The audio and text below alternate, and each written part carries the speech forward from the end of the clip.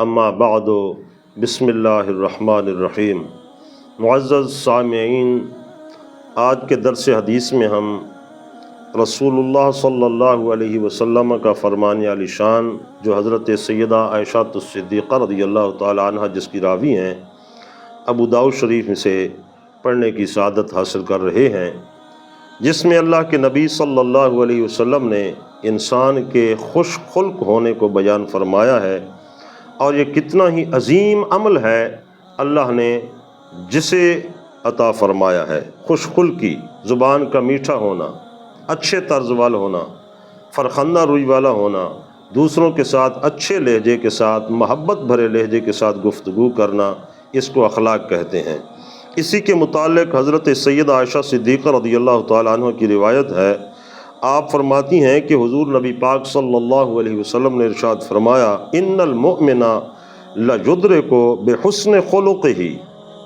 درجۃ الصائم القائم، کہ حضرت عائشہ صدیقہ رضی اللہ تعالیٰ عنہ فرماتی ہیں کہ حضور نے ارشاد فرمایا، اس اچھے اخلاق کی اتنی برکات ہیں کہ رسول اللہ صلی اللہ علیہ وسلم فرماتے ہیں کہ اچھے اخلاق کے بل بوتے پر ایک مومن وہ درجہ حاصل کر لیتا ہے نیکیوں میں، اجر میں، ثواب میں،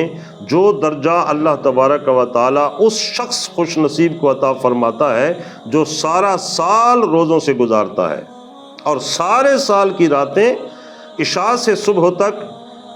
قائماً گزارتا ہے، سجدے میں، رکوع میں، عبادت میں گزارتا ہے۔ شب بیدار شخص کو اللہ تعالیٰ جو اجر عطا فرماتا ہے اور درجہ عطا فرماتا ہے، اتنے بڑے عمل کرنے کے بعد جس آدمی کو یہ درجہ نصیب ہوتا ہے، اگر کسی کو اللہ تعالیٰ نے خوش خلقی سے نوازا ہے تو خوش خلق ہونا، اچھے اخلاق والا ہونا، محبت والا ہونا، نرم لہجے والا ہونا اتنا اچھا عمل ہے، اور اس کو اللہ کے نبی صلی اللہ علیہ وسلم نے اتنا سراہا ہے کہ اللہ کی بارگاہ میں اس قدر یہ محبوب عمل ہے کہ حضور فرما رہے ہیں فقط اچھے اخلاق کے بل بوتے پر، کہ آپ دیکھتے ہیں کئی تند مزاج ہوتے ہیں کہ جن کے پاس لوگ ایک مرتبہ ملنے کے بعد دوبارہ ملنے کو جی نہیں کرتا، اور کچھ ایسے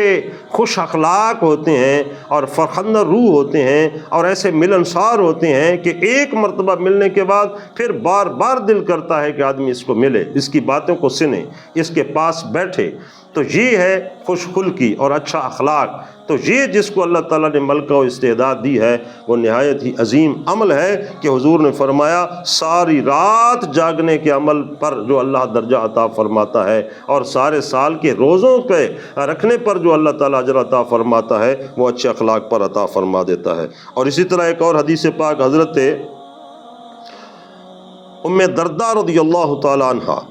آپ سے روایت ہے، ان ابی الدرداء رضی اللہ عنہ عن النبی صلی اللہ علیہ وسلم قال ما من شیء